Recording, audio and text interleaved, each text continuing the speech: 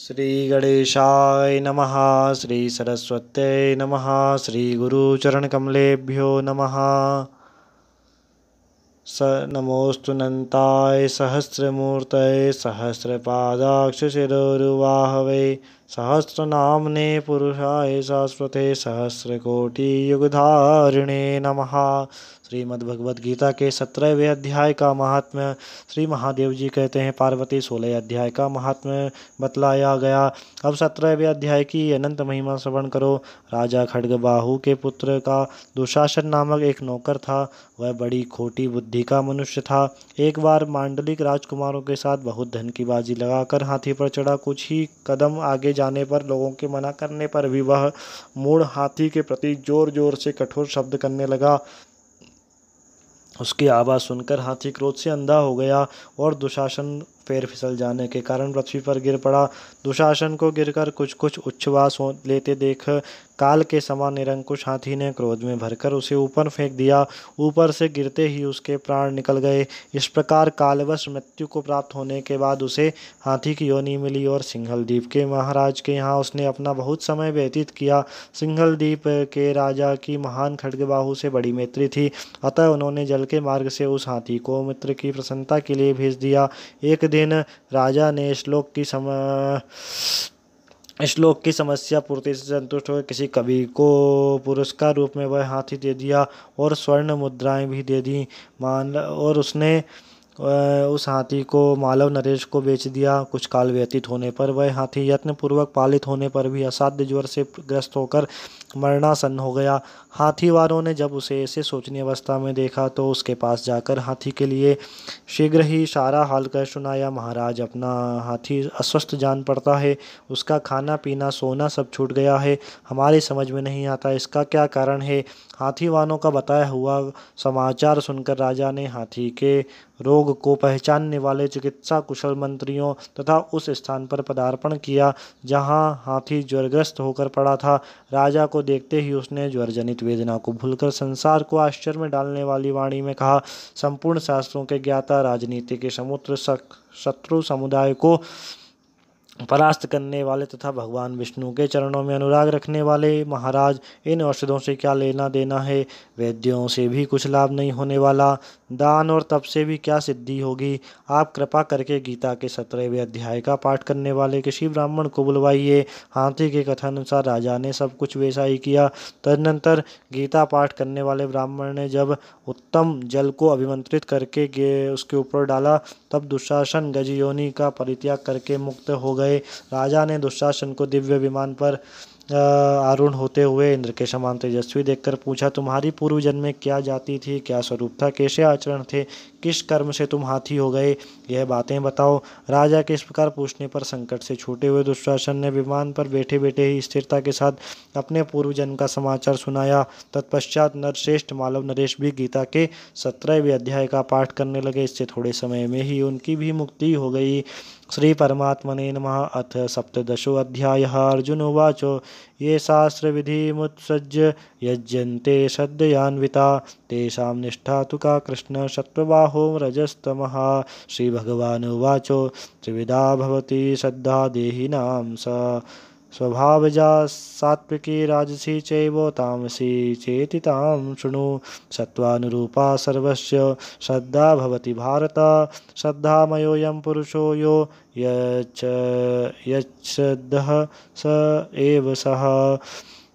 यजन्ते सात्विका देवान्यक्षररक्षांसि राजसाः प्रेतान् भूतगणांशान्ये यजन्ते तामसा जनाः। अशास्त्रविहितं घोरं तप्यन्ते ये तपोजनः दम्भ अहङ्कारसंयुक्ताः कामरागबलान्विताः कर्षयन्तः शरीरस्थं भूतग्रामचेतसः मां चैवान्तः शरीरस्थं तान विद्यासुर निश्चयान। 17वां अध्याय। इस प्रकार भगवान के वचन सुनकर अर्जुन बोले, हे कृष्ण, जो मनुष्य शास्त्र विधि को त्याग कर केवल श्रद्धा से युक्त देवादिकों का पूजन करते हैं, उनकी स्थिति कैसी है? क्या सात्विकी है या राजसी है या तामसी है? इस प्रकार अर्जुन के पूछने पर भगवान श्री कृष्ण बोले, अर्जुन, मनुष्यों की वह बिना शास्त्रीय संस्कारों के केवल स्वभाव से उत्पन्न हुई श्रद्धा सात्विकी और राजसी तथा तामसी तीनों ही प्रकार की होती है। उसको सुनो। हे भारत, सभी मनुष्यों की श्रद्धा उनके अंतःकरण के अनुरूप वाली होती है। अतः यह पुरुष श्रद्धामय है, इसलिए जो पुरुष जैसी श्रद्धा रखता है वह स्वयं भी वही होता है। अर्थात जैसी जिसकी श्रद्धा वैसा ही उसका स्वरूप होता है। उसमें सात्विक पुरुष तो देवों को पूजते हैं, राजस पुरुष यक्ष और राक्षसों को पूजते हैं, और तामस पुरुष वे हैं जो प्रेत भूतगणों को पूजते हैं। अर्जुन, जो मनुष्य शास्त्र विधि से रहित केवल मनः कल्पित घोर तप को करते हैं, दंभ और अभिमान अहंकार से युक्त एवं कामना आसक्ति और बल के अभिमान से युक्त हैं, तथा जो शरीर रूप से स्थित भूत समुदाय को अर्थात शरीर, मन और इंद्रिय आदिकों के रूप में परिणत हुए आकाश आदि 5 भूतों को और अंतःकरण में स्थित मुझे अंतर्यामी को विकृश करने वाले हैं, उन अज्ञानियों को तो आसुरी स्वभाव वाले जान। हे अर्जुन, जैसे श्रद्धा 3 प्रकार की होती है, वैसे ही भोजन भी सबको अपनी अपनी प्रकृति के अनुसार 3 प्रकार का प्रिय होता है, और वैसे ही यज्ञ तप दान भी 3-3 प्रकार के होते हैं। उनके इस न्यारे न्यारे भेद को तुम मुझसे सुनो। आयु, वृद्धि, बुद्धि, बल, आरोग्य, सुख और प्रीति को बढ़ाने वाले एवं रसयुक्त, चिकने और स्थिर रहने वाले तथा स्वभाव से ही मन को प्रिय ऐसे आहार अर्थात भोजन करने वाले पदार्थ तो सात्विक पुरुष को ही प्रिय होते हैं।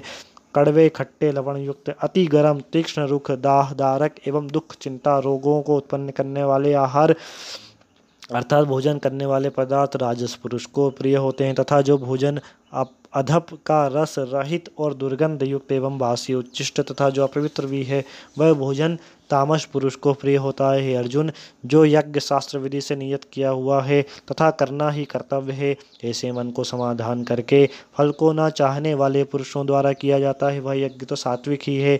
हे अर्जुन, जो यज्ञ केवल दंभाचरण के लिए ही अथवा फल को भी उद्देश्य रखकर किया जाता है, उस यज्ञ को तो राजस जानो, तथा शास्त्र विधि से हीन और अन्य दान से रहित एवं बिना मंत्रों के, बिना दक्षिणा के और बिना श्रद्धा के किए हुए यज्ञ को तामस यज्ञ कहते हैं। हे अर्जुन, देवता, ब्राह्मण, गुरु, ज्ञानी जनों का पूजन एवं पवित्रता, सरलता, ब्रह्मचर्य और अहिंसा यह शरीर संबंधी तप कहा जाता है, तथा जो उद्वेग को न करने वाला प्रिय और हितकारक एवं यथार्थ भाषण है, तथा जो वेद शास्त्रों के पढ़ने का एवं परमेश्वर के नाम के जपने का अभ्यास करते हैं, वे निसंदेह ही वाणी संबंधी तप कहा गया है, तथा मन की प्रसन्नता और शांत भाव एवं भगवत चिंतन करने का स्वभाव, मन का निग्रह और अंतःकरण की पवित्रता, ऐसा यह मन संबंधी तप कहे गए हैं। परंतु हे अर्जुन, फल को न चाहने वाले निष्कामी योगी पुरुषों द्वारा परम श्रद्धा से किए हुए उस पूर्वोक्त 3 प्रकार के तप को सात्विक कहते हैं, और जो तप सत्कार, मान, पूजा के लिए अथवा केवल पाखंड से ही किया जाता है, वह अनिश्चित और क्षणिक फल वाला तप यहाँ राजस कहा गया है। जो तप मूर्ता पूर्वक हठ से मन, वाणी और शरीर की पीड़ा से सहित अथवा दूसरे को अनिष्ट करने के लिए किया जाता है, वह तप तामस कहा गया है। और हे अर्जुन, दान देना ही कर्तव्य है। ऐसे भाव से जो दान देश, काल और पात्र को प्राप्त होने पर प्रत्युपकार के न करने वाले के लिए दिया जाता है, वह दान तो सात्विक कहा गया है। और जो दान क्लेश पूर्वक तथा प्रत्युपकार के प्रयोजन से अर्थात बदले में अपना सांसारिक कार्य सिद्ध करने की आशा से अथवा फल को उद्देश्य में रखकर फिर किया जाता है, वह दान राजस कहा गया है। और जो दान बिना सत्कार किए अथवा तिरस्कार पूर्वक अयोग्य देश काल में कुपात्रों के लिए अर्थात मद्य, मांसादि अभक्ष वस्तुओं के खाने वाले एवं चोरी जारी आदि नीच कर्म करने वालों के लिए दिया जाता है, वह दान तामस कहलाता है। हे अर्जुन, ओम तत्सत, ऐसे 3 प्रकार का सच्चिदानंद घन ब्रह्म का नाम कहा गया। उसी से सृष्टि के आदि काल में ब्राह्मण, वेद तथा यज्ञादि रचे गए, और इसलिए वेद को कथन करने वाले श्रेष्ठ पुरुषों की शास्त्र विधि से नियत की हुई यज्ञ, दान और तप रूपी क्रियाएं सदा ओम ऐसे इस परमात्मा के नाम को उच्चारण करके ही आरंभ होती हैं। तत् अर्थात तत् नाम से कहे जाने वाले परमात्मा का ही यह सब है। ऐसे इस भाव से फल को ना चाहकर नाना प्रकार की यज्ञ तप रूप क्रियाएं, दान रूप क्रियाएं कल्याण की इच्छा वाले पुरुषों द्वारा की जाती हैं। सत ऐसे यह परमात्मा का नाम सत्य भाव में और श्रेष्ठ भाव में उपयोग किया जाता है। हे पार्थ, उत्तम कर्मों में भी उत्तम कर्मों में भी सत शब्द का प्रयोग किया जाता है तथा यज्ञ तप और दान में जो स्थिति है वह भी सत ही है ऐसी कही जाती है।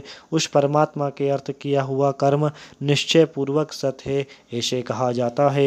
हे अर्जुन, बिना श्रद्धा के होमा हुआ हवन तथा दिया हुआ दान, तपा हुआ तप और जो भी कुछ कर्म किया हुआ है वह समस्त असत ऐसे कहा जाता है। इसलिए वह ना तो लोभ में लाभदायक है और न मरने के पीछे ही लाभदायक है। इसलिए मनुष्य को चाहिए कि सच्चिदानंद घन परमात्मा के नाम का निरंतर चिंतन करता हुआ निष्काम भाव से केवल परमेश्वर के लिए शास्त्र विधि से नियत किए हुए कर्मों का परम श्रद्धा और उत्साह के सहित आचरण करे। श्रीमद् भगवद गीता रूपी उपनिषद एवं ब्रह्म विद्या तथा योग शास्त्र विषय श्री कृष्ण और अर्जुन के संवाद में श्रद्धा त्रय विभाग योग नामक 17वां अध्याय।